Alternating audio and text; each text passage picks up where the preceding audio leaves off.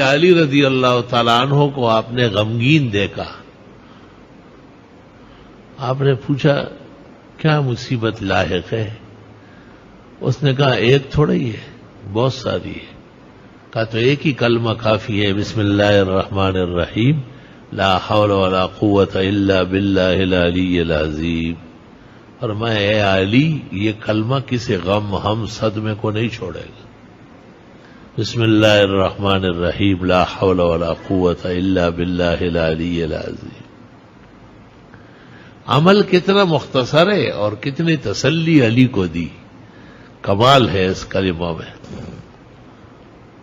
معراج میں آپ نے آسمانوں میں دیکھا کہ ہر آسمان میں ایک بہت خوبصورت فانوس لگا ہوا ہے. آپ نے جبریل سے پوچھا یہ کیا ہے؟ آپ نے جبریل نے کہا یہ ہے لا حول ولا قوت الا باللہ العلی العظیم.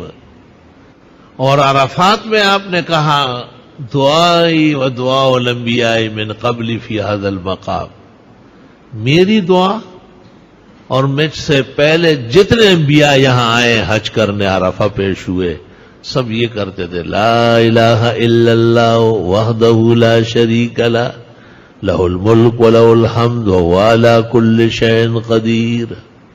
کہتے روز 100 بار پڑھ لیا جائے غم ہم صدمہ نہیں دیکھے گا اور اللہ تعالیٰ غیب سے خوشی کی خبریں دے گا. ہر روز کوئی نہ کوئی خوشگوار خبر سنے گا. اور کتنا آسان ہے، سب کو یاد ہوتا ہے لا الہ الا اللہ وحدہ لا شریک لہ لہ الملک ولہ الحمد وہو علی کل شیء قدیر. اور کتنی بڑی سند ہے کہ آپ نے کہا دعائی اور دعاء الانبیاء من قبلی فی هذا المقام. عرفات کے میدان میں آپ نے کہا بخاری مسلم میں میری دعا اور مجھ سے پہلے تمام نبیوں کی دعا اس جگہ یہ ہے لا الہ الا اللہ وحدہ لا شریک لہ لہ الملک ولہ الحمد وہو علی کل شیء قدیر.